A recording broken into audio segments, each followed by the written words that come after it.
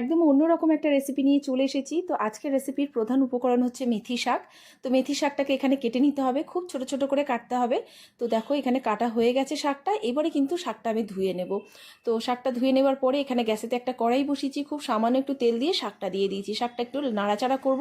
তো শাকের থেকে একটু জল বেরিয়েছে, এই জলটা যতক্ষণে শুকায় ততক্ষণে একটা মশলা বানিয়ে নেব। তার জন্য দেখো একটা বাটির মধ্যে বেশ কিছুটা টক দই নিয়েছি। এর মধ্যে জিরে গুঁড়ো, ধনে গুঁড়ো, স্বাদ মতো নুন, কাশ্মীরি লাল লঙ্কা গুঁড়ো, হলুদ গুঁড়ো, বেসন নিয়েছি এর মধ্যে গরম মশলা গুঁড়ো, আর নিয়ে নেবো অল্প একটু চিনি। এই সব কিছু দিয়ে ভালো করে মিশিয়ে নিতে হবে। তো ভালো করে মিশিয়ে নেবার পর পরিমাণ মতো একটু জল এটার মধ্যে অ্যাড করে দেবো। দেওয়ার পর সেটাও কিন্তু ভালো করে মিশিয়ে নিয়ে একটা স্মুথ পেস্ট বানিয়ে নিয়েছি। আর এদিকে ততক্ষণে কিন্তু শাকটাও শুকিয়ে গেছে, মানে জলটা টেনে নিয়েছে। এবারে এই দইয়ের মিশ্রণটা এটার মধ্যে ঢেলে দিয়ে আবারও বেশ কিছুক্ষণ নাড়াচাড়া করে পরিমাণ মতো জল এখানে অ্যাড করে দেবো। দিয়ে এবার এটাকে ফুটতে দেবো। ততক্ষণে আরেকটা জায়গায় আমি একটু তেল গরম করে গোটা জিরে ফোড়ন দিয়েছি এর মধ্যে পেঁয়াজ কুচি, আর দিয়েছি এর মধ্যে রসুন কুচি, কাঁচা লঙ্কা কুচি। দেওয়ার পর একটু ভেজে নিতে হবে। ভেজে নেওয়ার পরে এর মধ্যে আমি দুটো শুকনো লঙ্কাও দিয়ে দিয়েছি।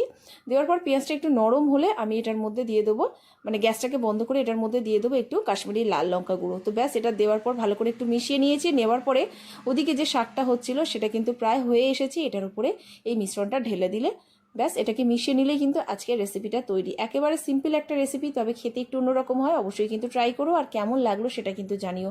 আর ভালো লাগলে অবশ্যই কিন্তু সঙ্গে থেকো। দেখা হবে নতুন ভিডিওর সাথে, ততক্ষণের জন্য টাটা।